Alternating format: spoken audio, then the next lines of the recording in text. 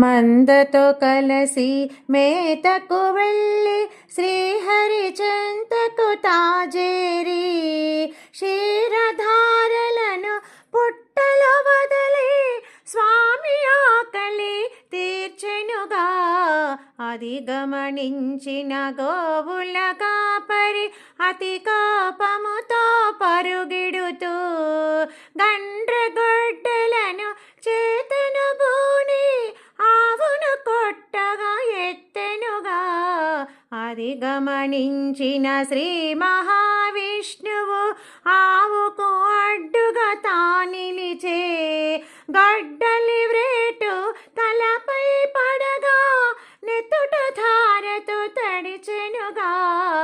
అది చూచిన గోమాతపుడు చోళరాజు కడకే తెంచి కన్నుల వెంట నీరు కారగా దీనవదనముతో నిలుచుండే.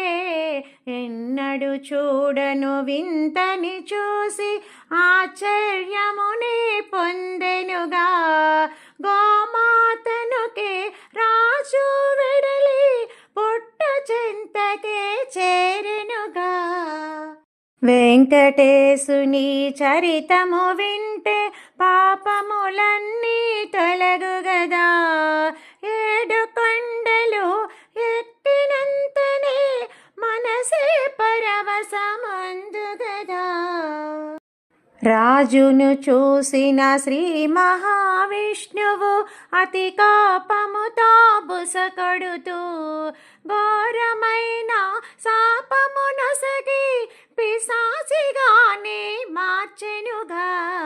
పవిత్రమూర్తి పతిత పావన ఏ పాపమునే నెరుగనుగా.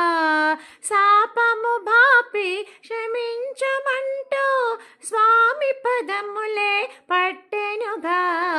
కరుణామయుడు నారాయణుడు చోళరాజుని శమించి శాపము బాపామది నుంచి మార్గము తానే తెలిపెనుగా.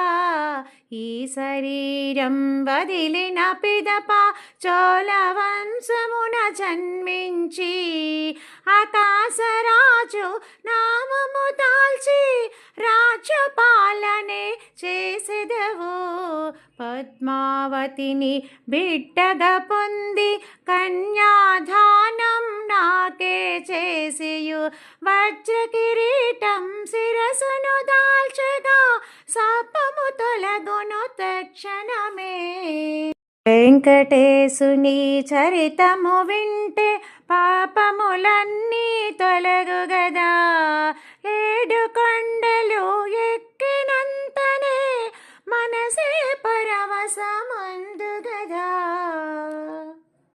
అందుడు అయన గోపబాలుడు స్వామి పదముల చెంతకు చేర నాసిల రూపం వెలిసిన వెంటనే నీ కను చూపు వచ్చనులే. శ్రీ మహావిష్ణువు అచట నుండి బయలుదేరి వెళ్ళెనుగా. వరాహస్వామి పర్ణశాలకే శ్రీహరి తానే చేరెనుగా. నారాయణుడే నివసించుటకు వరాహస్వామిని అడిగెనుగా. స్థలమును ఇచ్చిన ఫలితము నిమ్మని వరాహస్వామి కోరెనుగా. కలియుగమందున నన్నే కొలువగా భక్తులు ఎందరో వచ్చెదరు. ముందుగా నిన్ను చూచిన పిదపే తదుపరి నాదరి చేరెదరు. వరాహస్వామి భక్తురాలు వకులామాతను చేరెనుగా. ద్వాపరయుగమున యశోదమాతకు ఇచ్చిన వరమేమే గురుతొచ్చే. వెంకటేశుని చరితము వింటే పాపములన్నీ తొలగుగదా. 7 కొండలు ఎక్కినంతనే మనసే పరవశమందు